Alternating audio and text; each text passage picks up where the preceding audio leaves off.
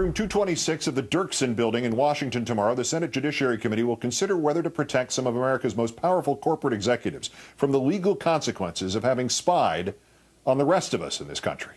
On our third story tonight, an AT&T whistleblower today told members of Congress much more than that is at stake with the secret crimes that took place at room 641A of AT&T's Folsom Street facility in San Francisco and potentially at others across the country. Specifically, retired 22-year AT&T technician Mark Klein says that despite Mr. Bush's claims, the U.S. government used AT&T's cooperation to spy not only on overseas communications, but to vacuum up virtually all of America's use of the internet for years. Email, Googling, web surfing, you name it. Thanks to AT&T secure rooms like 641A in San Francisco, accessible only to those cleared by the NSA.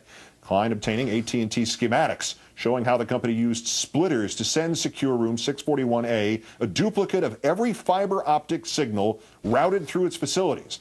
That involved not just AT&T customers, but virtually every internet and telecommunications company, and virtually all email and web traffic in the country, without a warrant, without any mechanism for separating domestic from overseas, without separating suspect from citizen. We welcome now former AT&T technician Mark Klein, whose documentation and claims are now part of a class action lawsuit against AT&T, one of 38 telecom spy lawsuits, AT&T so far declining to comment on the specifics of these allegations. Mr. Klein, great, thanks for speaking out tonight. Thanks for inviting me. The Senate is considering granting the telecom executives immunity. You lobbied Congress today not to do so. How come? Well, if they give them immunity, it would probably shut down the lawsuit that I'm a witness for, and then the American people won't find out what's really going on. And so that's why I'm here, to stop immunity. Congress should let the judicial process go forward. Two-parter here. First, can you explain to those of us who can use the internet but would not be able to tell the difference between its physical form and, a box full of guitar strings, exactly what happened in that secure room or secret room, 641A?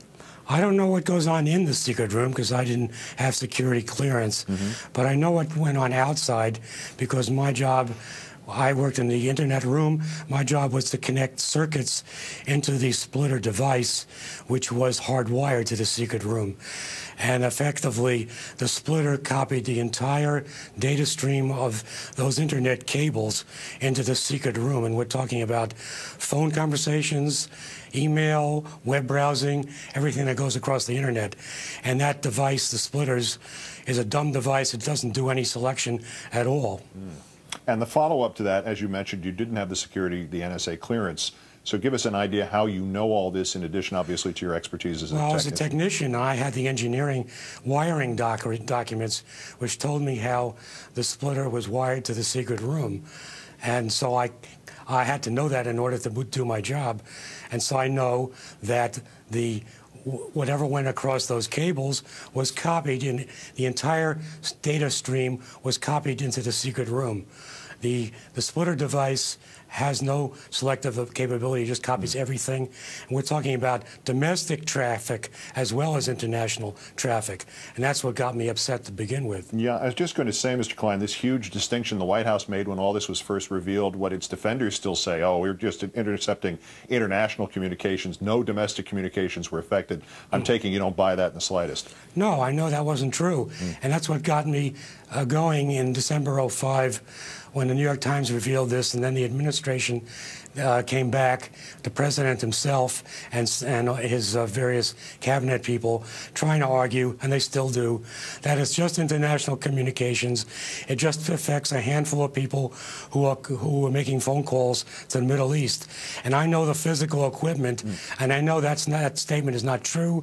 It involves millions of communications, a lot of it domestic communications, that they're copying wholesale, sweeping up into that secret room. When you saw this and realized what was going on, what was this like? Was this like sitting there and finding yourself in a scene from the sci-fi flick Invasion of the Body Snatchers? Did it have that sort of hard quality to it? Well, I had this, actually, I'm a little older, so my thought was George Orwell's 1984, and here I am being forced to connect the Big Brother machine. Oh, boy. And I felt that I was in a funny position, but I needed my job, so I didn't want to make a fuss at the time. But after I retired, I thought about it some more. In talking to Congress today, what did you hear? Did you get a sense that anybody's prepared to go after not just the telecom execs, but the government officials who ordered this? I couldn't tell. I'm not a politician, and they play their cards close to the vest. All I can do is emphasize again that they're copying everything. This is a violation of the Constitution. It's domestic traffic. It's phone calls as well as email. And something should be done to stop it. And Congress should not kill the judicial process.